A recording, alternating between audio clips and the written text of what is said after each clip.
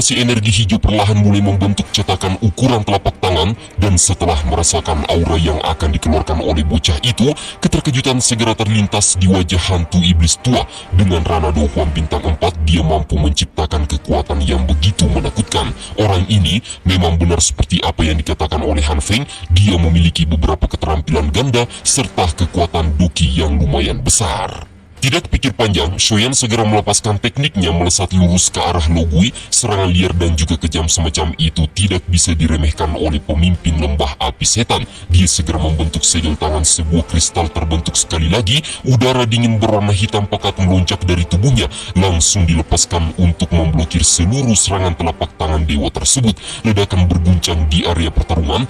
Wajah Shoyan sudah menunjukkan tanda-tanda kelelahan, meskipun kekuatannya sekarang sudah setara dengan Do Hwan bintang 4, tetapi mengeluarkan segel pembalik laut tentu saja menguras doki yang cukup banyak.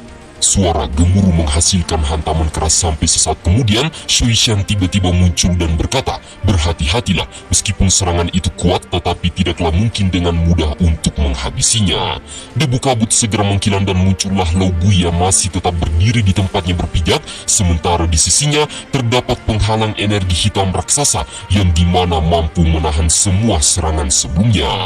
Dijelaskan, bahkan pakaiannya masih tetap bersih, rambutnya tidak berantakan sama sekali, dan dia lantas berkata, "Apakah ini adalah kartu truf andalanmu? Jika hanya seperti itu, maka hari ini aku menjamin akan bisa membalaskan dendam Fang Yan yang telah kau habisi."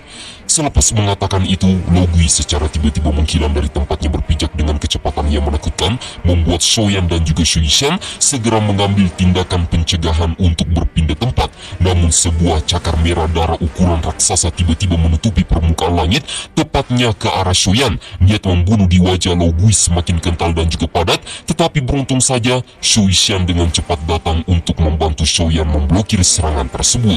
Meskipun kondisi mereka berdua cukup kewalahan untuk menghadapi pemimpin lembah api setan itu, kesenjangan kekuatan mereka berdua jauh di atas rata-rata. Tetapi Lo Gui tidak menghentikan serangan brutalnya. Ambisinya untuk menghabisi Shoyan semakin menjadi-jadi. Kejar-kejaran itu membuat Shoyan tampaknya cukup kewalahan, sampai Shui Shan mengubah ekspresinya menjadi buruk. Firasatnya menjadi tidak tenang saat melihat Shoyan dikejar-kejar layaknya sebuah mangsa yang akan segera menemui ajal.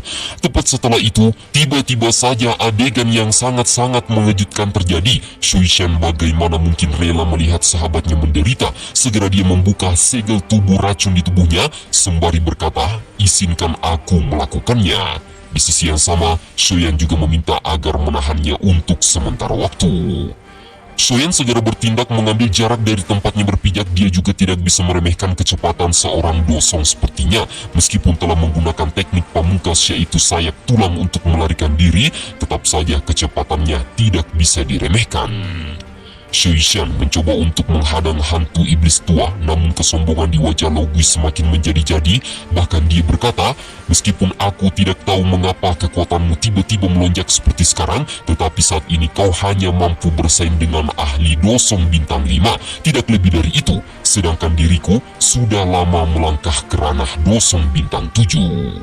Mendengarkan itu, Shui Shan memasang senyum dingin di wajahnya. Segera doki yang dia keluarkan menggunakan racun langsung membentuk dua ular raksasa melilit dan juga melingkar, tatapannya terkunci ke arah hantu iblis tua.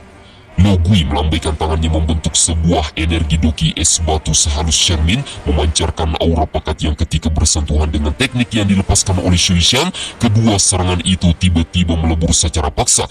Namun sayangnya, Lo Gui masih menyimpan beberapa teknik andalan. Kabut hitam yang mencair itu menggumpal dan masuk ke seluruh tubuhnya, sehingga kembali diproduksi, membentuk dua tangan iblis raksasa, langsung menangkap serta menghancurkan kedua avatar ular yang dilepaskan oleh Shui Shan. Adegan itu membuat Shui Shan semakin tersenyum puas. Dia berkata, "Darahku bukanlah sesuatu yang baik jika tercampur dengan doki yang berada di tubuhmu." Dan selepas mengatakan itu, tiba-tiba saja darah racun yang diserap oleh Lo Gui akhirnya mulai berefek. Bahkan dia benar-benar tidak habis pikir, ternyata selain dokinya, darahnya pun juga mengandung racun mematikan. Namun sayang seribu sayang, itu tidak akan banyak berguna.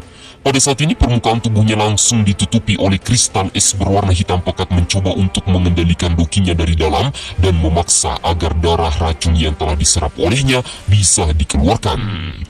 Shuishan seketika mulai menjadi panik dengan semua basis kekuatannya, benar-benar sulit untuk menahan orang tua sepertinya. Karena sebab itulah saat proses pengeluaran racun itu dilakukan oleh Lo Gui, Shuishan juga langsung melancarkan serangan membabi buta ke arahnya agar bisa mengulur waktu demi memberikan kesempatan kepada Shoyan.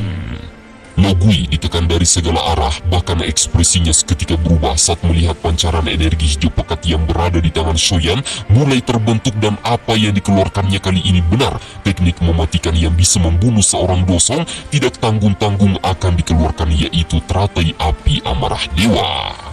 Lo Gui mengepalkan tinjunya dengan erat, kristal es berisi darah kental yang bergerak dari tubuhnya perlahan memadat sebelum akhirnya dipecahkan. Semua racun-racun yang dilepaskan oleh Shuishan berhasil dikeluarkan secara keseluruhan. Kejadian itu membuat Shuishan terkena serangan bumerang akibat tekniknya sendiri. Dia memuntahkan seteguk darah segar dari mulutnya, tetapi sekali lagi Lo Gui masih mengatakan, kekuatanmu sekarang tidak akan bisa menjadi tandinganku alias tidak bisa mengalahkanku. Namun aku akan memberimu kesempatan terakhir. Jikalau kau memutuskan untuk pergi dan tidak ikut campur lagi, maka aku tidak akan membunuhmu.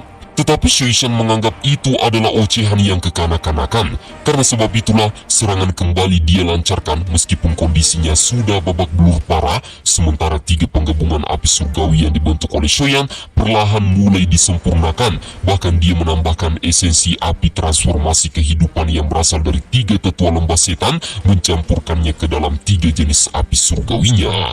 Kali ini dia berniat untuk membuat serangan fatal ke arah Lo Gui.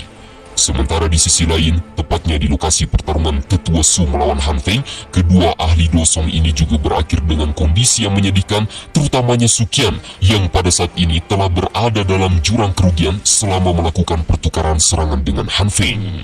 Han Feng tersenyum puas sembari berkata, "Penatua pertama Suqian, sepertinya kau sudah benar-benar tua. Aku ingin tahu, apakah kau masih memiliki wajah untuk mengajar di depan semua muridmu jika hari ini aku mempermalukanmu di hadapan mereka?"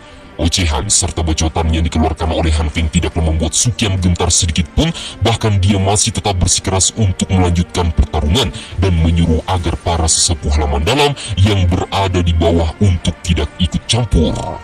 Han Feng kembali tertawa liar mengatakan, "Orang tua, sejak aku melangkah kerana dosong, aku belum pernah membunuh satu orang elit dosong manapun, tetapi hari ini kau akan menjadi korban pertamaku." Tepat setelah mengatakan itu, fluktuasi energi hijau pekat segera menyebar di seluruh area pertarungan. Bahkan hal itu membuat Han Feng langsung kena mental. Teratai api warna-warni yang indah dengan kepadatan warnanya yang sangat menawan mampu dirasakan oleh seluruh ahli dosong yang terlibat dalam pertempuran. Suqian lantas mengatakan teratai api ini kekuatannya jauh lebih besar dibandingkan sebelumnya. Teknik penggabungan 4 jenis api yang dibentuk oleh Shoyan kali ini diberikan nama sebagai pemusnahan teratai api. Di bawah dukungan kekuatan spiritualnya, seluruh ahli dosong yang berada di pihak musuh ikut merasakan energi mematikan yang berasal dari telapak tangan Shoyan. Dan singkat cerita, tidak berselang lama, akhirnya yang ditunggu datang juga. Teratai amarah dewa penggabungan 4 jenis api berhasil disempurnakan dan tidak pikir panjang lagi, Shoyan segera melemparkannya ke arah pemimpin lembah api setan. Tenggorokan Lo Gui menjadi pahit, wajahnya menjadi suram saat melihat benang-benang kematian dari sudut pandangnya. Dengan sebab itulah, dia berteriak dengan keras dan berniat untuk segera meninggalkan tempat tersebut. Namun Shoyan menegaskan, sudah terlambat, karena kau telah datang, maka tidak ada jalan untuk kembali lagi. Teratai api dewa melesat dengan kecepatan penuh menuju ke arahnya. Sekujur tubuh Lo Gui menggigil tak karuan. Serangan teratai api merobek udara, menghasilkan retakan yang luar binasa. Setelah melepaskan teratai amarah dewa, jelas Shoyan terlihat mulai pucat dan juga sangat kelelahan. Dokinya terkuras cukup banyak, karena sebab itulah dia segera mengonsumsi pil obat dari cincin penyimpanannya. Sementara Lo Gui tampak menderita saat serangan itu mulai mendekat ke arahnya. Teriakan keras dan juga dipenuhi dengan amarah membuatnya buru-buru mengeluarkan teknik yang bernama darah musim dingin, menghasilkan awan hitam gelap yang menyebar dan melebar sebanyak 100 kaki. Dengan sebab itulah mampu menutupi seluruh bagian tubuhnya. Bentrokan keras kemudian bergema di atas cakrawala. Teratai api surgawi membelah udara membuat para tetua halaman dalam buru-buru memberikan penegasan serta peringatan keras agar seluruh muridnya bergegas menjauh sebisa mungkin.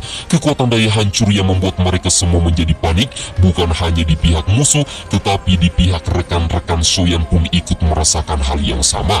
Tidak satupun ahli doso yang berani mendekat saat kekuatan itu dilepaskan, dan tidak lama setelahnya gelombang api warna-warni segera memancarkan ledakan menyapu awan hitam yang dimana saat percikan kerasnya mulai mengeluarkan suara dentuman kehancuran. Orang-orang yang berasal dari lembah api setan yang lambat untuk melarikan diri langsung berubah menjadi ketiadaan alias berubah menjadi tumpukan abu yang tak tersisa.